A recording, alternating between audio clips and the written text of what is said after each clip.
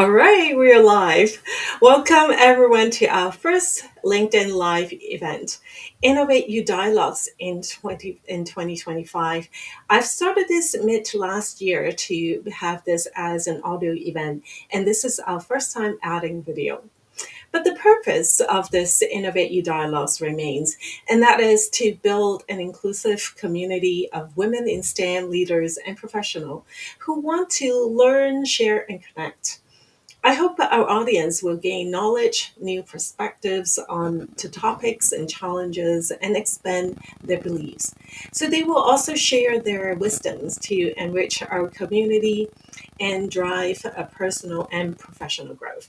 So I'm Amy Au, founder and executive coach of Innovate You and Fascinate Certified Advisor.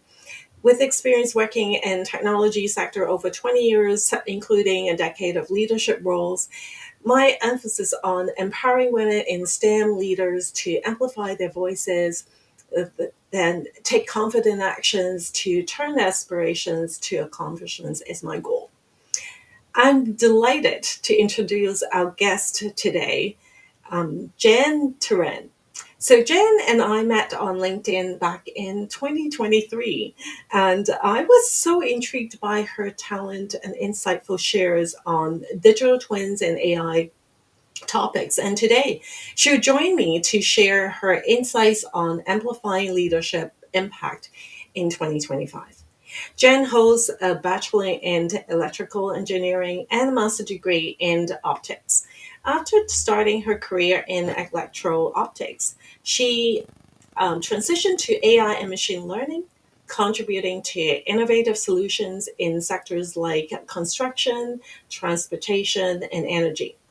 Now she is an IT lead, AI team lead in Ruben, and Jen oversees a team of scientists developing cutting edge AI solutions to drive digital transformation for businesses. Welcome, Jen. Thank you. Thank you for having me. It's a pleasure to be here. Thank you for joining me. So I'm really excited to bring this topic to life today. So I really encourage our audience to ask questions on the comments, and we'll answer them at the end of our session. But if we run out of time, that will also make sure that we go back and comment on the event and keep this dialogue going. Now, if you ask me how I define leadership, I would say leadership is not about the titles, is not about the authority. It's really about courage, influence, and the vision amplified through actions. So today, our discussion on the topic of amplifying leadership impact in 2025 will cover three key strategies, right? Number one, building leadership visibility and influence. Number two, leveraging AI for decision making and problem solving.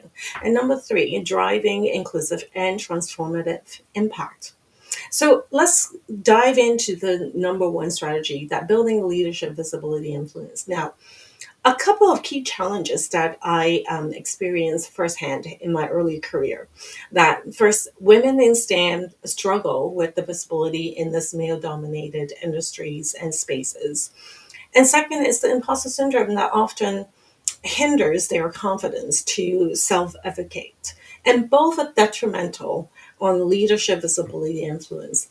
I wonder, Jen, how do you see as a woman leader to overcome these challenges? I think in the visibility space in the male nominated world, and I mean in any world, right? Nobody's the best at advocating than yourself.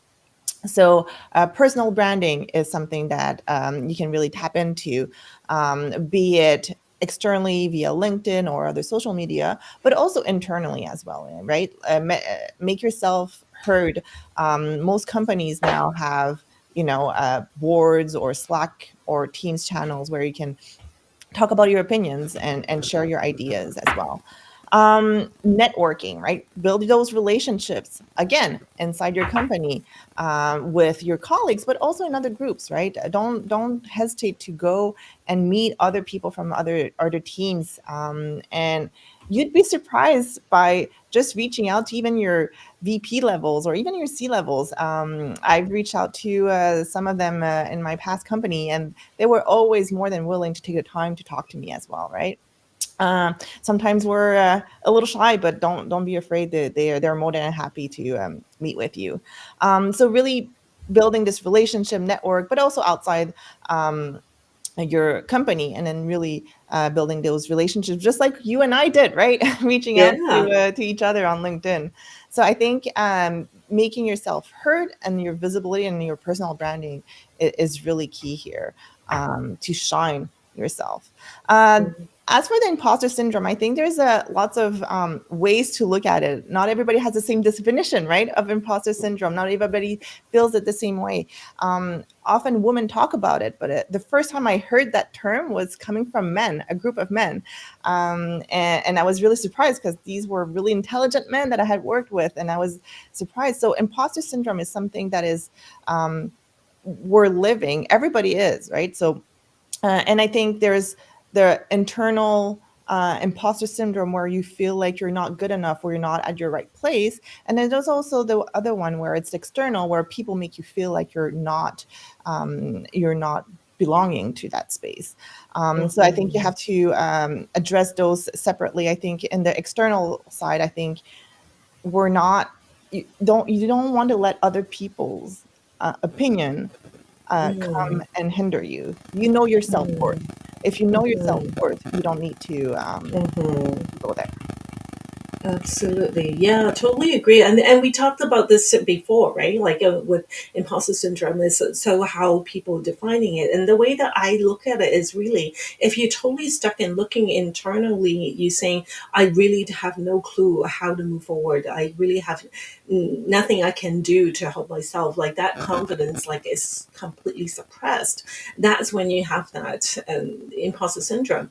But knowing that there are ways that you can build confidence, right? Like I talk a lot about through my I'm Remarkable workshop, that how you can build on that muscle to self advocate, right? Like to really looking at your achievements, celebrate it, every single one, like not just like the big ones, right? We forget sometimes it's about the progress, right? That you achieve and not waiting until the very end. Oh, I finally delivered that project or whatnot to celebrate, but it really is the progress on things that you do, right? And give yourself credit for that, right? And recognize that, right? And those that build that confidence level bit by bit. And also I love the way that you mentioned about like doing the networking, right? That to reach out to people that you never thought that you could have a conversation with, like people that might be in your company at a way higher level than you, that could be in the C-suite. But in my past experiences also, like you never know until you actually reach out and talk to people, right? That some relationships that I built over the years is that by just that opening the first sentence of hey, how do you do, like, and let's have a chat, or like, let's have a coffee together, right? And even just now, like as you said, like how we met, I've just reached out to you, I just intrigued by like the things that you share, wanted to learn more, right? And that relationships build like by doing that you really can um, see yourself and have that visibility and start having that influence, and you have that confidence to do it, right? So thank you so much for sharing it. um, Now, as an executive coach today, I really help my clients to uncover and embrace their unique voices, to communicate and effectively with confidence, and bring that questions to meetings, or foster that mentorship and sponsorship relationships, right? As you shared, what is that one thing for our audience that you think you can think of that to do and then enhance your visibility and influence? Share that on the comment, right? Because Jen and I shared how we like to reach out to people, and what do you do? Like, how do you do it? Then, and it's your experience that maybe somebody can take that as a tip to help them as well. Let's go into our number two strategy about leveraging AI for decision making and problem solving. And obviously, no doubt, right? AI is everywhere and it is transforming all industries. Like, and there's no one industry that not being impacted these days. Now, how we use AI can amplify leadership, you might ask, right? One of the really obvious way is that if you were to use AI for automation and you can gather the data and you can use it for predictive analytics, that you can help to make some better decisions, right? That based Mhm. on facts, to make those decisions faster, right? But how about Gen AI that we Mhm. heard about it a lot now in the last 2 years? That's really have like taken off, and a lot of people are enjoying using it. But then, how is it going to amplify women leadership? Right, that's the question. Right. And how do we go deeper and talk about a little bit more about the numbers? Right. Unfortunately, there was a study back in 2023, like not too far off, right? That they find that the women numbers in the leadership roles or in senior leadership is only like 14%. And it's actually has dropped since 2019. Mhm. And it's already a low number, as we know. But it's not about the number of people that is in the C-suite or in the senior leadership. What worries most is how the numbers has dropped through the pipeline. So we have lots of women coming into the workforce that they taking on a lot of important roles. They get to the manager roles, perhaps, but as they go further up, the numbers drop. So how do we can leverage like AI and Gen AI for women to continue to build that up and make sure that we have more women to go into leadership roles, right? Well, I think. So yeah, Oh, go go ahead, ahead. Ben. Yeah. Well, I just read an article from the IBM Institute of for Business Value that showed that 46% of women were um, worried that AI would replace their job, compared to Mm, 37% for men. Right. So right, it's like right. women AI is happening to them and not for Mm, them. So if you mm, don't, and then AI is not going to replace you necessarily, right? It's going mm-hmm, to make your job more efficient, and you're going to mm-hmm, be better at your job. So if mm, you're not embracing AI and not using it, this is where you're going to see a disparity between the people that are and the people that aren't. So women need to embrace AI and not see it as something that is going to replace them, that's going to help them do their job better and more efficiently. You were talking about Gen AI. Obviously, mm. we're all using it to help us create those reports, right? Or marketing material or whatnot. But what if you use AI for to help you not only prepare that presentation that you will have to give to your superiors, but also prepare you to be to have better how can I say it better answers. So put in that presentation that you just created, that Mm-hmm. you just finished off. Put it into Right. ChatGPT and ask ChatGPT, what are the questions that I could be asked? Right? Try to not only use it Exactly. to create your content, but also counter your challenge you to be prepared for that meeting where people are going to ask you questions. What are the blind spots that I forgot, right? So this is how you're going to be prepared and using AI. So if you're compared with somebody that hasn't used AI, you'll be much better prepared, right? And you want to be that person, not the person that didn't use AI. Absolutely. And I love the way that you said AI can help you to challenge your thinking as well, Hmm. right? It's not just about like building something for you or replacing what you do, it's really enhancing what you do, Exactly. right? Like it's giving you that edge. So the numbers that you mentioned about like how the percentage of women use fewer using AI because they could be waiting to see how it's going to help, right? That they might be like the wait and see group, but to know that in order to get in back into the equity and back to having the right numbers of balance of women and men in the leadership roles, we really need more women to embrace that change using AI, using Gen AI to help us to do better in our work, right? And also to know that is something that the more you do it, the more you will feel comfortable with it, the more that you have a say about shaping it, right? Because a lot of that the tools now is learning, right? And we all know that all behind that is data.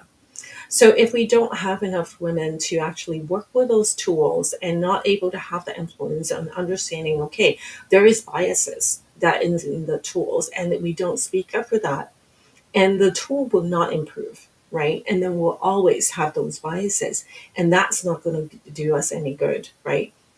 in order to change the way that having more people, having more women to be in those leadership teams, have more influence as women leaders, that we need to start using it more, right? And so have that confidence that you can, and you don't have to be expert, but you can always have that say, you can have that influence on those tools as well, right?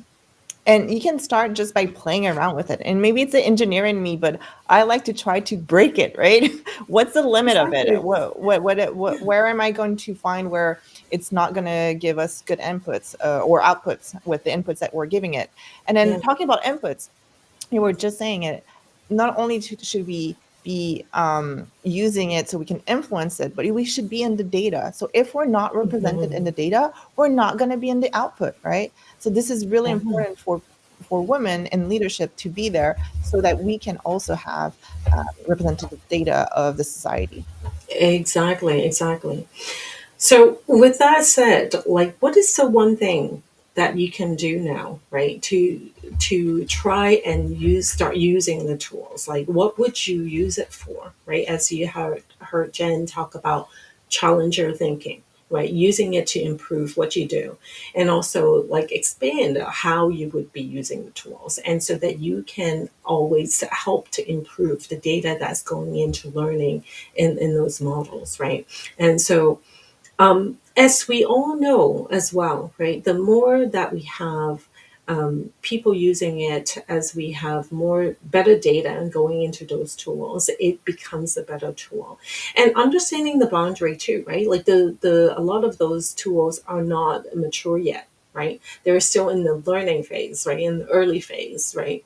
So understanding it, if you use it, then you know what the boundaries is, what to watch out for, right? And knowing the capabilities of those tools, but also as to be cautious of what kind of data is being used that is giving you those results.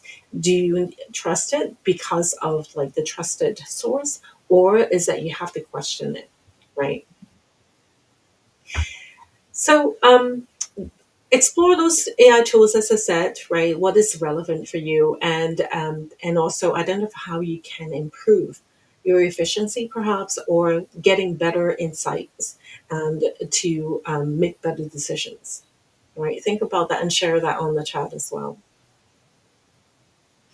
Okay, so we're going into the third strategy, which is driving inclusive and transformative impact. Jen, what do you think of that? I think there's lots of ways that we can really drive inclusive and transformative impact. I think the first one is championing diversity. Having worked with gender parity teams, there are a lot of, and not just gender parity, but just also diverse backgrounds. Having people from different curriculums or different cultures, they make for teams that have very unique ways of solving problems because they attack the problem from different sides, different angles. So championing diversity in your teams. Also, creating that sense of belonging in your team sense as well. That's extremely important. Like I said earlier, sometimes you feel that imposter syndrome coming from externally. So you have to make sure that as a leader, you create that sense of belonging. And also, let's get our future generation excited about technology. I'm very involved in different organizations like Project Scientists in the U.S. That puts emphasis on STEM learning for young girls, especially in underprivileged areas. And then here locally at Le Code des Filles in Quebec, where we're getting girls excited about technology, meeting inspiring women, and also doing tech activities during the school year. So I think getting involved in these and getting girls excited about technology is super important. How many times have I heard women that stumbled into the tech industry and said, if I had known it was this cool, I would have probably studied into STEM, so we have to get those girls excited about our field. Yeah, absolutely. I love that your work that you encourage more girls like getting into STEM fields, like, knowing that there's lots that you can do, right?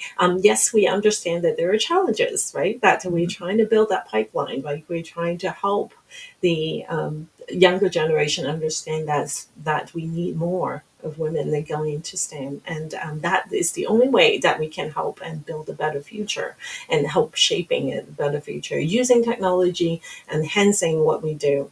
Um, and also, I'd like to highlight also the statistics has shown, like for companies that really focus on diversity and inclusion, and it's not just about the metrics of how many women they have in the team or how many men they have in the team. It's really a putting on um, policies and building that culture to help everybody feel safe, right? And in that environment to share the ideas, right? That they embrace on diverse thoughts. It's not just about the surface numbers of like women and men, but really really seeing the value of how people with different backgrounds, different trainings, right? Different ideas that can come together and build those solutions, and they're more innovative, and then at the end they have like higher return on their investment as well. They have higher revenues, like 14% higher than those companies that don't have the diversity and inclusion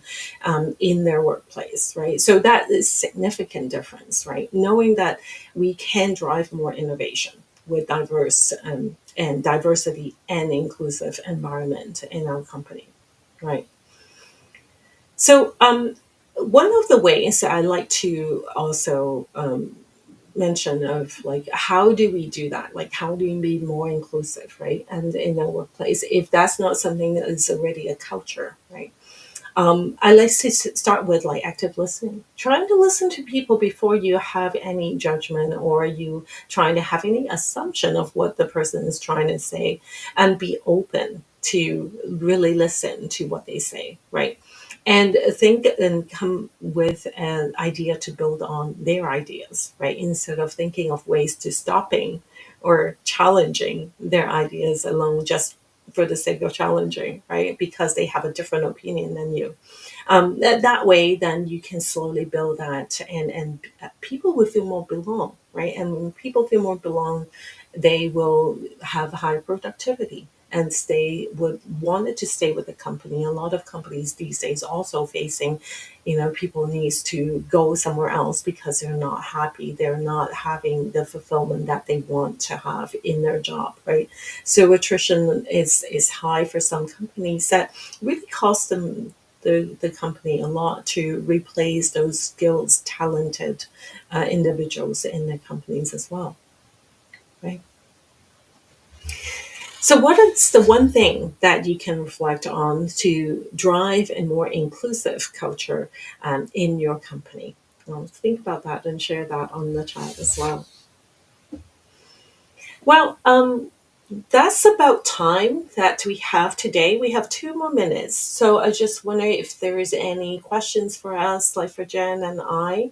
And we wanted to thank you for being here with us. This is our first time. So if there is any glitches that like stay with us and do come back for our next sessions as well. What's your thoughts, Jen, like before we close off for our audience? For the your last question about the Yeah. inclusive, So for this topic on like and taking those three strategies, right? Like, and what you thought of, would that help on amplifying the leadership? I think you are right. I think listening is the number one skill to have when you want to build this inclusive environment, and making sure also when you communicate, you have an inclusive communication.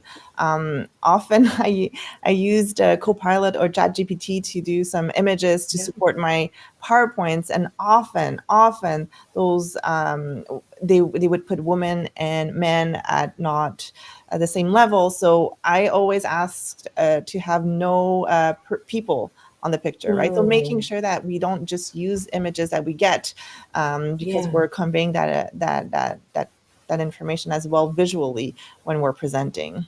Yeah, yeah, yet it seems subtle, right? Like that it might Mhm. not be obvious, but then to be mindful of what is that image like projecting, Exactly. right? Is it the message that you wanted to project, right? It's to Mhm. challenge that thinking as well.